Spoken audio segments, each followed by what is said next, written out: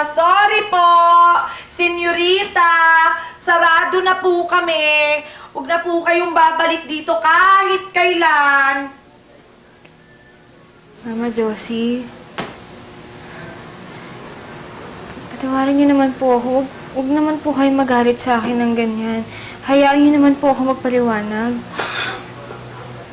Paliwanag, paliwanag. Alam mo, isang paliwanag lang nakikita ko dyan eh. Di ba?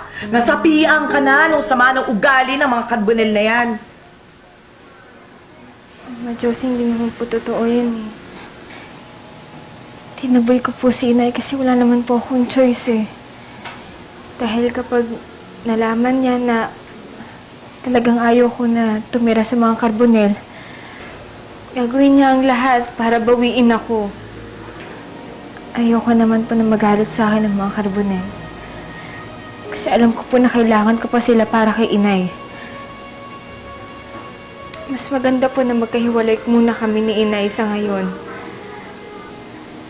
Sa ganun, masisigurado ko na matutulungan siya ng mga karbonel para sa panggastos siya sa gamot.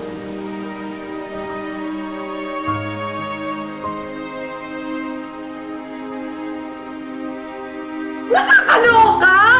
Pang-famas naman kasi yung acting mo! Pati ako naloko mo! Diyos ko!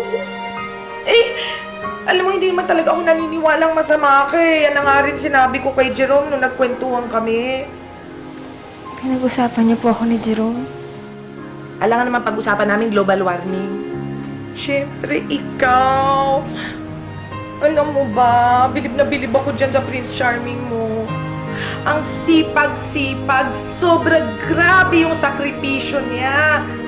Para lang makapag-ambag siya dyan sa inyo ni Marcy ko. Kung pinahihirapan mo pa, huwag mong pahirapan. Sa tingin ko, mahal na mahal ka niya. Bigyan mo na isa pang chance. Pasensya ka na, Alison. Hindi ako makakasama sa'yo. Kailangan ko bisitahin si Nay Perlita eh. Girl, ano ba? You're only wasting your time. Wala ka mapapala kung bibisitahin mo pa yung mother monkey na yun. Ay, mag-ingat ka dyan sa mga sinasabi mo, ah. Nanay ko pa rin siya. Oo, hindi ako lumaki sa kanya, pero siya ang nagluwal sa akin sa mundong to at marunong akong tumanaw. Hindi katulad ng ibang taong kilala ko dyan. Ever. Darlene, Yes? pwedeng pakibigay naman to kay nanay. Paborito niya kasi to eh. Huwag mo na lang sabihin na ako yung nagpabigay. Bakit hindi ikaw ang magbigay sa kanya niyan? Oh wait, I forgot. Itinakwil mo na pala ang nanay mo. Yung babaeng nagpalaki sa'yo ng 18 taon, binaliwala mo lahat ng yun kasi ipinagpalit mo para lang matikman mo yung yaman ng mga karbonel. Hindi mo alam ang totoong kwento, Darlene. But I do. I perfectly do, Marilyn. Alam ko nang matagal kang inggit sa akin at alam ko nang matagal mo nang gustong angkinin ang mundo. Well, congratulations! Game well played.